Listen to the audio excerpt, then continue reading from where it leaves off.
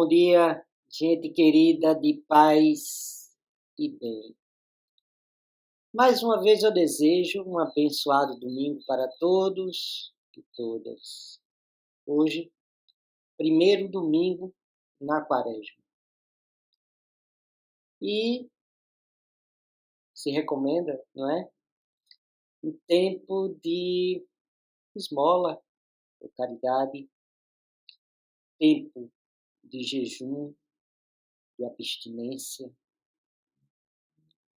tempo também de oração, de interiorização. Tempo oportuno para realizar isso. Mas, dentro desse tempo, como eu disse, né, da abstinência, do jejum, tempo da esmola e da caridade, a gente precisa conversar de forma sincera e madura sobre nossas motivações. E aí eu gostaria de trazer também um outro tema, né, para não dizer que não falei das flores, sobre apocalipses, arrebatamentos, sobre macetar o apocalipse. Medo. Medo. De várias formas, de vários ângulos. Medo.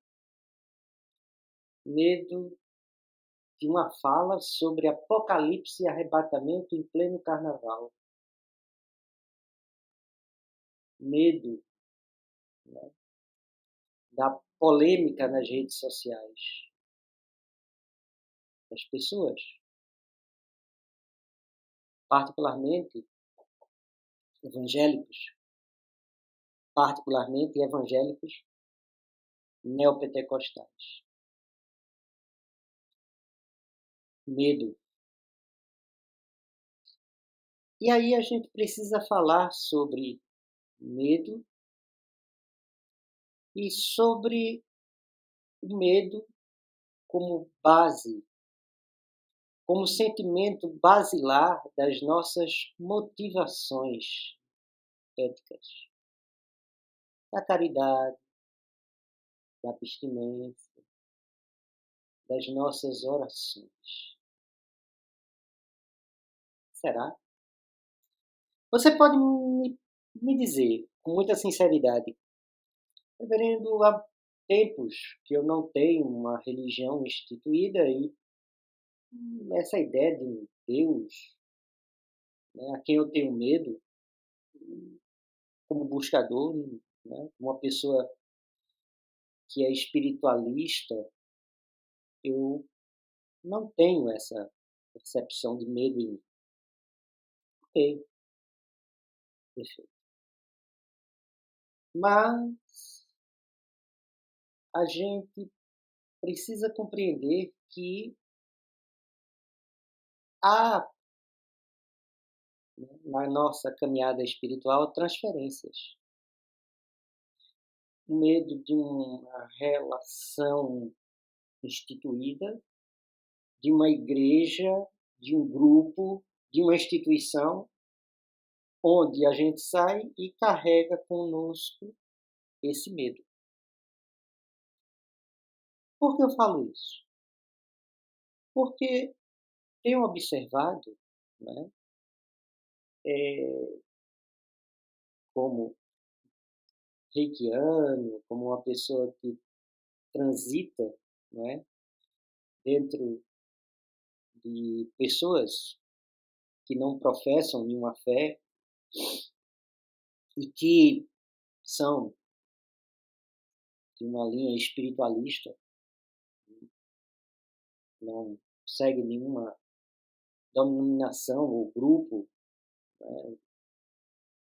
né, essas pessoas não se definem, né? Compartilham ideias do budismo, do espiritismo kardecista, também não, porque mais transita ali por uma linha mais holística, enfim. Também aceito algumas coisas legais do catolicismo, leem a Bíblia, enfim.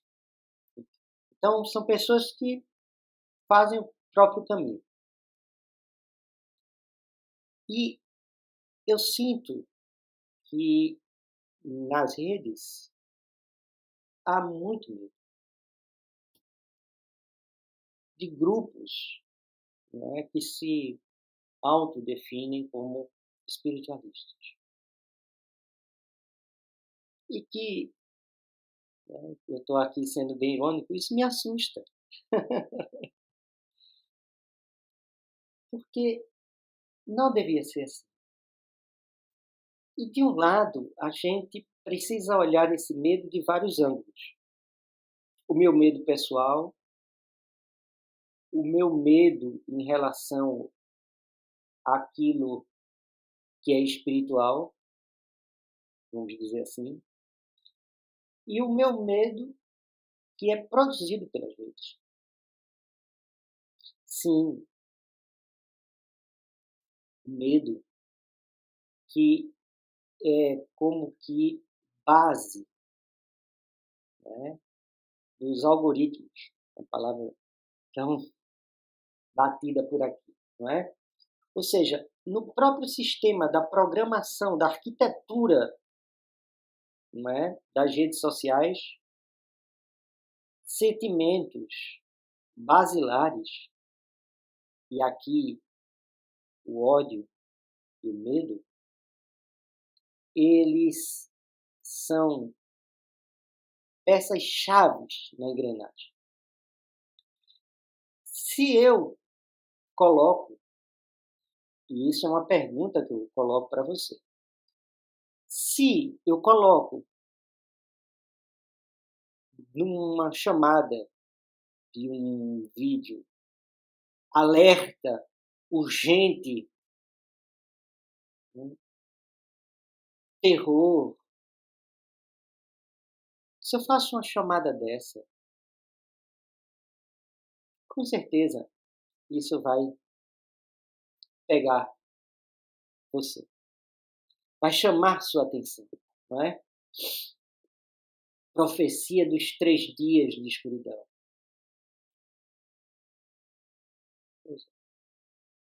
Arrebatamento daqui a 5 anos.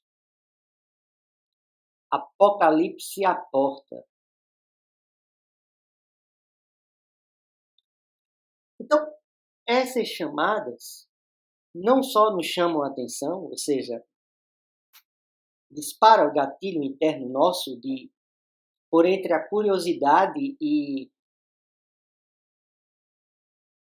né, até a adrenalina e também a buscar entender essa coisa para que se antecipe a uma coisa que porventura possa acontecer e que eu não tenha medo ou leve um susto quando essa coisa acontecer, né. Mas a própria plataforma, ela recomenda muito mais vídeos assim do que vídeos em que eu não coloque palavras tão chamativas, tão apelativas. A palavra correta seria essa, tão apelativas. Palavras apelativas. Olhe, sensacional, incrível, agora vai. Então, é natural que nós despertemos nossa atenção para coisas assim. Mas é mais surpreendente que a própria máquina, né, a própria estrutura da arquitetura das redes sociais trabalhe muito mais nessa dimensão do medo e do ódio. E muito mais do medo e do ódio do que do amor ou da fraternidade. vídeos em que a palavra fraternidade aparece, a busca do amor, talvez não sejam tão apresentados, né? Do que aquilo que desperta terror. Então, eu acredito que é uma reflexão que a gente precisa fazer. Qual é a nossa motivação?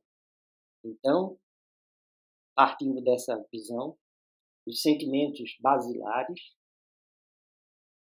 do medo, do ódio, né? Mas aqui, basicamente, do medo, da nossa ação caridosa, da nossa motivação ética do exercício da caridade, do exercício do bem fazer, do fazer o bem. Há quem tenha passado do medo, né, do castigo do inferno, para outros medos. É clássica, né, a ideia do inferno e o seu castigo eterno como a base, né, de muita caridade feita ao longo da história. Eu vou ajudar as pessoas porque senão eu vou para o inferno. E eu não quero ir para o inferno. Nesse sentido, a ideia do purgatório nasce como um distensionamento, né? Quem diz não sou eu, são alguns medievalistas, tá? Que vão estudar essa ideia do purgatório. Que é interessante, né? Porque distensiona. Olha, você fez algumas coisas erradas aqui, mas de repente há um fogo que não queima, não castiga, mas que abre possibilidades para você. Bem, a gente pode até abordar isso em outro momento. Mas o que eu quero dizer é que o medo do inferno fez com que alguém ou pessoas ao longo da história fizessem atos bons, exercitassem bem, por medo. E aí hoje eu vou propor a vocês um exercício. Um exercício, tá? Não quero aqui acabar a fé ou perturbar você de alguma forma. Suponhamos, tá? Que não exista nem céu, não exista salvação, não exista evolução espiritual, não exista qualquer tipo de recompensa. Você continuaria fazendo bem?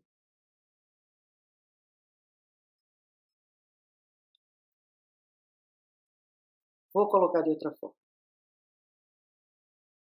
O que motiva você ao exercício do bem fazer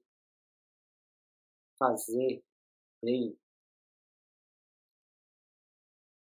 Encontra que motivação?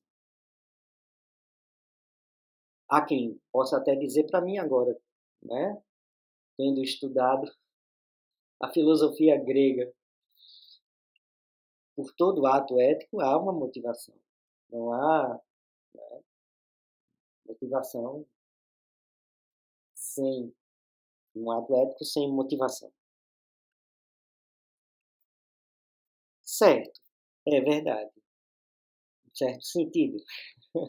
Inclusive para alguns gregos.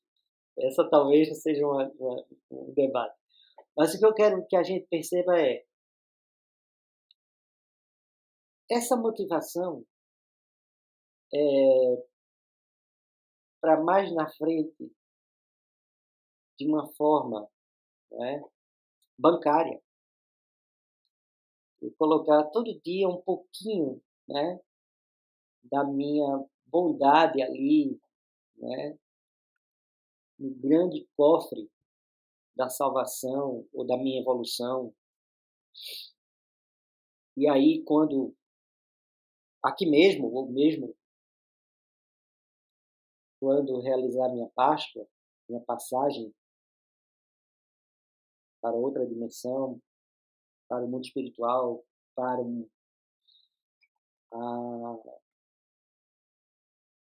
o reino de Deus, né, paraíso, eu vou resgatar. E aí, bem, se a minha conta bancária de bem for elevada, bacana. Se não,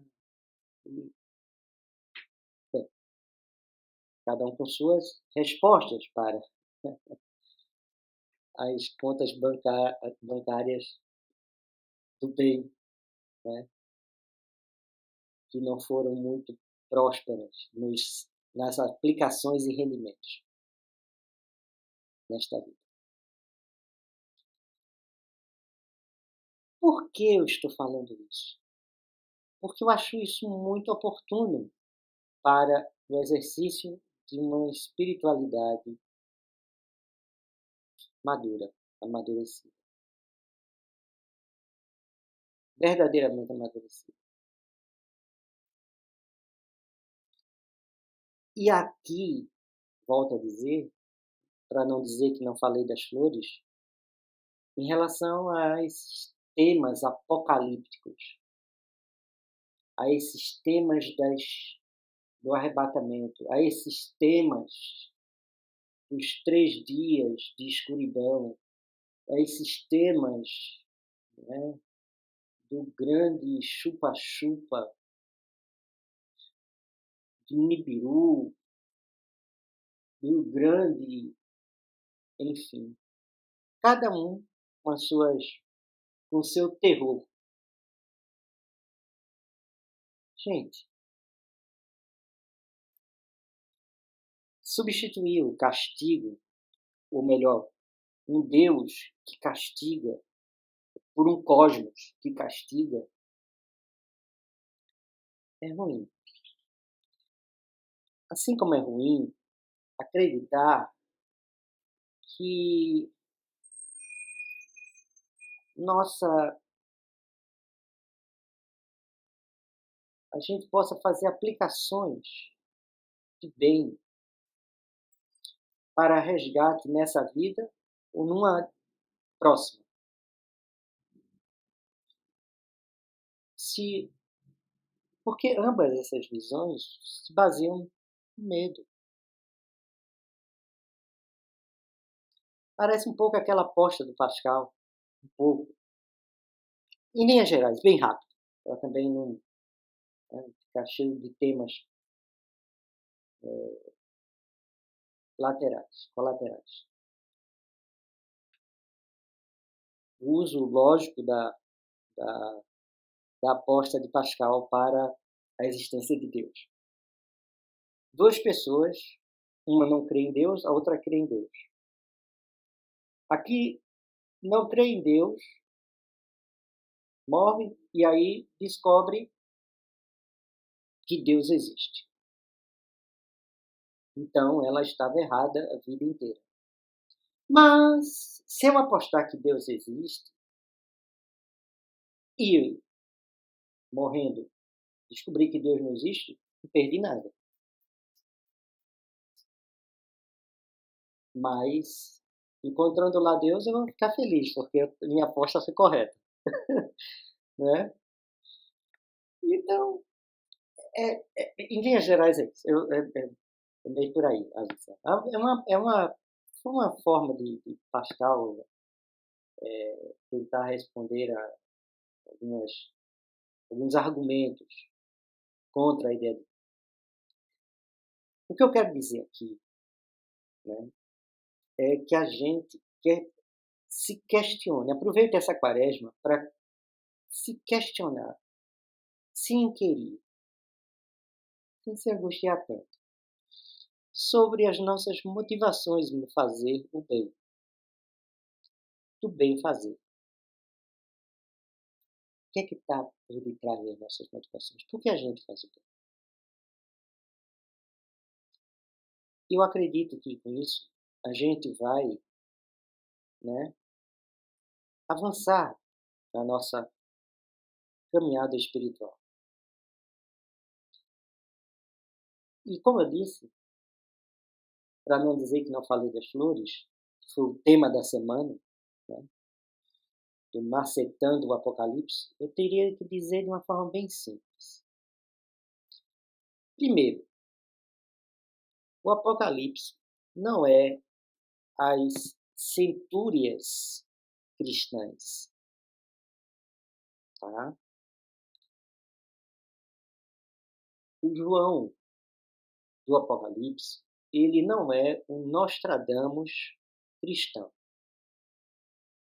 Ou seja, o enigmático livro do Apocalipse é um livro pastoral e catequético. Contra quê? Contra o medo. O medo do quê? O medo da perseguição. Esse bem real, viu? Em certo sentido, mal dizendo e bem dizendo, o canal Paz e Bem é uma atualização desse apocalipse, ou desse estilo apocalíptico, né? Quando ele apresenta para as pessoas, diante de um tempo duro, difícil, de um tempo desesperador para algumas pessoas, uma mensagem, não uma mensagem alienante, alienada, de fuga dessa realidade, mas de olhar para essa realidade e dizer assim, olha, sabe a besta?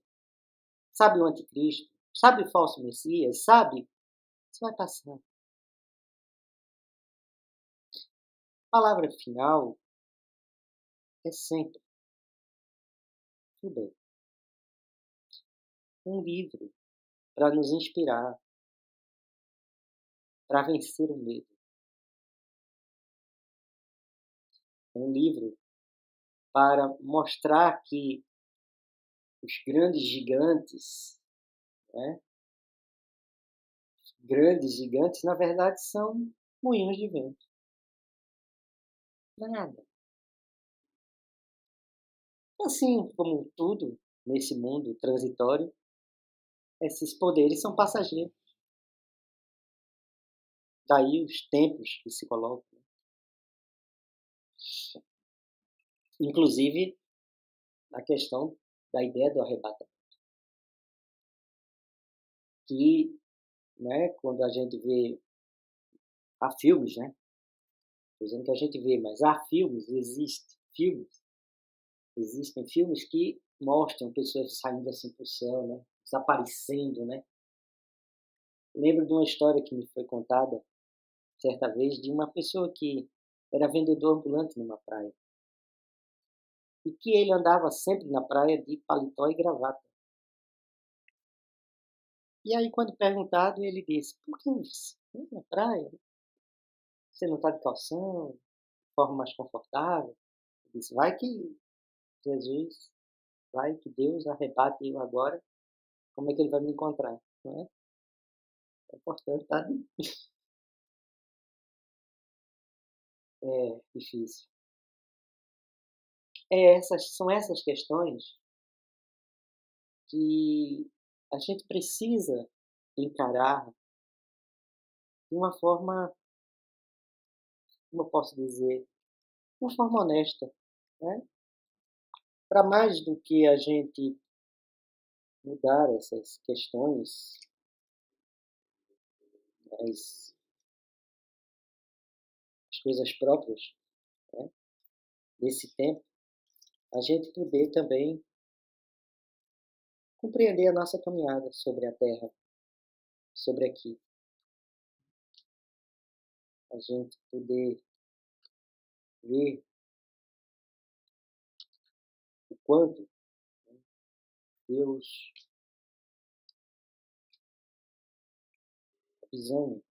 uma visão de Deus diferente, pode nos libertar de uma ética condenatória ou bancária.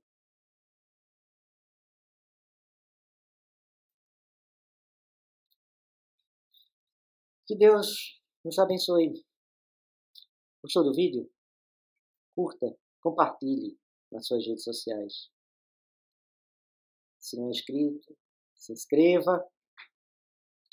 Se quiser nos ajudar na manutenção do canal Paz e Bem, faça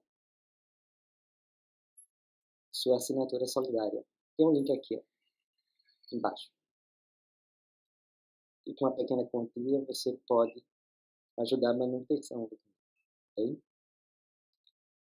Vou deixar aqui o convite para as 21 horas a gente se encontrar na oração ao fim do dia.